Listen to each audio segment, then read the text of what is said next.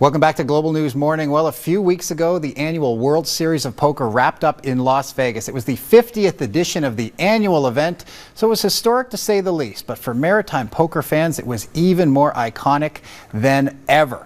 And that's for one reason. That's because Halifax's own Alex Livingston made the main event's final table, finishing in third place. Joining us to talk about the incredible run to the top of poker's biggest tournament is Alex Livingston himself. Thanks for coming in early. Of course, no problem, Jeremy. So really appreciate you coming in because I'm sure you're in high demand after this third place at the main event. That is a huge accomplishment. Before we talk about that tournament, I want to just maybe tell our viewers a little bit, give us a little bit about your background, how you got into poker.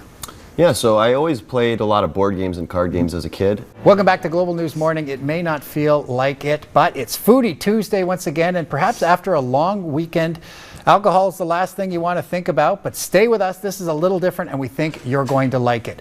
Boozy Cakes Bakery offers liquor-infused cakes, cupcakes, and cookies. You have a very unique product. Tell us about what exactly, and as if it isn't self-explanatory, what are Boozy Cakes?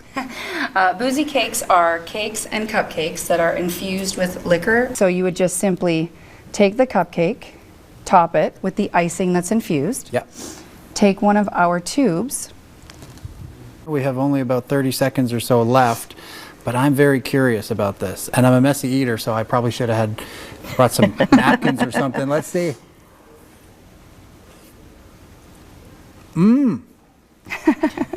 That's really good. You can kind of taste a little hint, but it's definitely tastes more like a cupcake than a shot of alcohol. And it starts bubbling. It's coming up. Everyone at home is going to be able to see it. There you go. Now you can. Whoa! Whoa. Cool. So why is it that we get a reaction like that for when we mix these together? Yeah. So what happens is the potassium iodide breaks down the hydrogen peroxide into oxygen really, really fast and creates a bunch of oxygen gas, and the dish soap helps it bubble up, and that's why we get this huge, puffy, foamy reaction. I was excited you were going to bring, do a demonstration here today. I didn't realize we were going to almost kind of encompass the whole red table. On the break, you had asked me, if I'd ever stood in a wedding, and I said, yeah, I did once, and then you said, okay, well, how much did it cost? And we started thinking about it, and I had to get myself to Montreal and then to Toronto. Yep.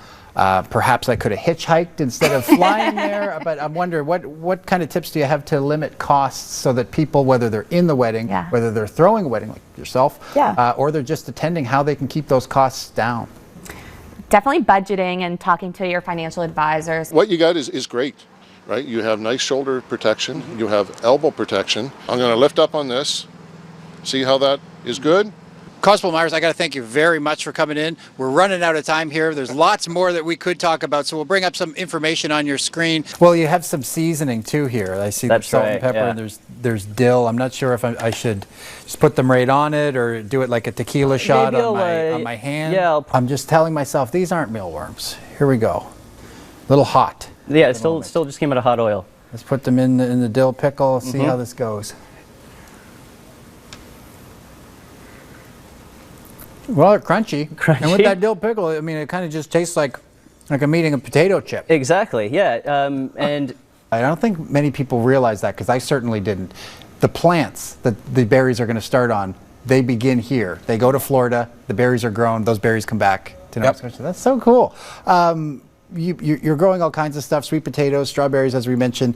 What made you want to take over the farm? Katie, you married into the family. Was this something, did you grow up with farms? Like, what made you want to do this? I didn't grow up in agriculture. I grew up riding horses. This is when you and I were throwing the ball around, Kyle, that we're showing now. And you were a natural. Been a while for me, but just take a pause here. Yeah, hello. Watching your own highlights. You got better. Watching your own highlights. Better hands than me.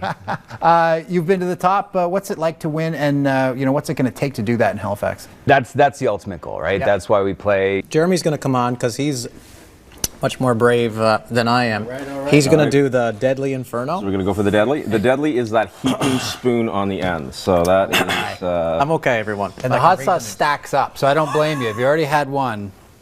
All right, here goes. Okay. Deadly Inferno. So you got to get that ghost in the throat, Trinidad scorpion on the tip of the tongue. You got some heat there and some flavor. My. It's a slow build. This is another part of the whole industry, right? Is you want to see the looks on people's faces when they try some of this stuff too.